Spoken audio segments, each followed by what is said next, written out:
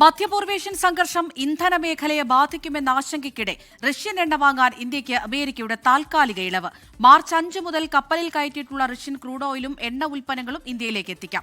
ഇളവ് നൽകിയെന്ന അമേരിക്കൻ പ്രഖ്യാപനത്തിൽ കേന്ദ്ര സർക്കാരിനെ കടന്നാക്രമിച്ച് കോൺഗ്രസ് രംഗത്തെത്തി. ഇന്ത്യയുടെ പരമാധികാരം പണയം വെച്ചു എന്നാണ് വിമർശനം. കോൺഗ്രസും രാഹുൽ ഗാന്ധിയും പരിഭ്രാന്തി സൃഷ്ടിക്കുകയാണ് എന്നാണ് ബിജെപിയുടെ മറുപടി. വിനീത വിജയ് ഡൽഹിയിൽ നിന്ന് വിവരങ്ങൾ നൽകാനായി ചേരുന്നുണ്ട്. വിനീത, ഇപ്പോൾ കോൺഗ്രസ് പറഞ്ഞതുപോലെ തന്നെ ഒരു സ്വതന്ത്ര രാഷ്ട്രമായിട്ട് പോലും അമേരിക്കയുടെ അവരുടെ ഒരു സമ്മതം വേണ്ടി വരുന്നു എല്ലാത്തിനും.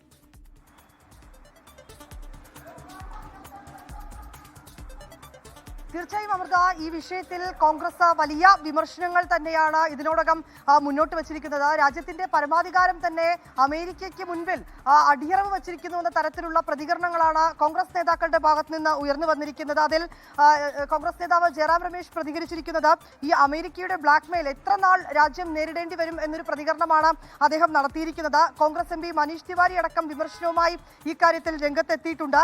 നമ്മുടെ ഊർജ്ജ സ്രോതസ്സുകൾ നേടിയെടുക്കാൻ അമേരിക്കയുടെ അനുവാദം വാങ്ങേണ്ട ആവശ്യം നിലവിൽ രാജ്യത്തുണ്ടോ എന്നുൾപ്പെടെയുള്ള കാര്യങ്ങളാണ് ഈ കോൺഗ്രസ് നേതാക്കൾ ഉന്നയിച്ചിരിക്കുന്നത്. ഒപ്പം തന്നെ കേന്ദ്ര സർക്കാരിനെതിരെ അതിരൂക്ഷമായിട്ടുള്ള വിമർശനമാണ് വിഷയത്തിൽ കോൺഗ്രസ് ഉന്നയിച്ചിരിക്കുന്നത്.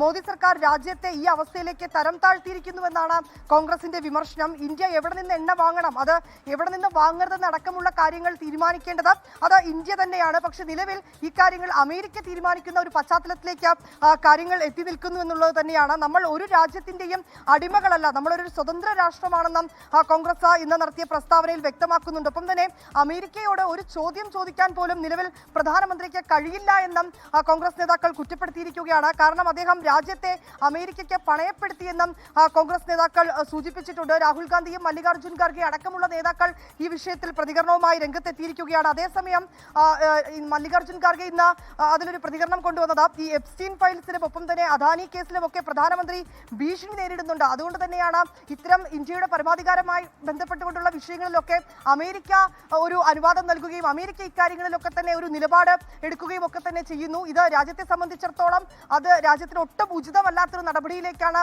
പോകുന്നത്. ഈ വിഷയത്തിൽ കേന്ദ്ര സർക്കാർ മറുപടി പറയണം ഉൾപ്പെടെയുള്ള കാര്യങ്ങളാണ് കോൺഗ്രസ് നേതാക്കൾ മുന്നോട്ട് വച്ചിരിക്കുന്നത്. പക്ഷേ അതേസമയം വിഷയത്തിൽ കോൺഗ്രസിനെതിരെ വിമർശനവുമായി BJP രംഗത്തെത്തിയിരിക്കുകയാണ്. എണ്ണക്ഷാമത്തെക്കുറിച്ച് വ്യാജ വാർത്തകൾ പ്രചരിപ്പിച്ചുകൊണ്ടാണ് കോൺഗ്രസും ഒപ്പം തന്നെ രാഹുൽ ഗാന്ധിയും രാജ്യത്ത് പരിഭ്രാന്തി സൃഷ്ടിക്കുന്നുവെന്നാണ് BJPയുടെ ആരോപണം.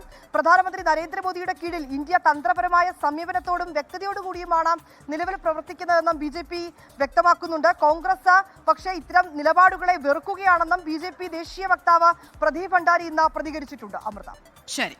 വിനീത വിജയാണ് വിശദമായ വിവരങ്ങൾ നൽകിയത്. ലോകത്തെവിടെയായാലും ഏത് സമയത്തും 24 വാർത്തകളും ഓഗ്മെന്റഡ് റിയാലിറ്റി പാക്കേജുകളും എക്സ്പ്ലെയിനറുകളും വിശദമായി കാണാൻ ഞങ്ങളുടെ യൂട്യൂബ് ചാനൽ നിങ്ങൾക്ക് സബ്സ്ക്രൈബ് ചെയ്യാം.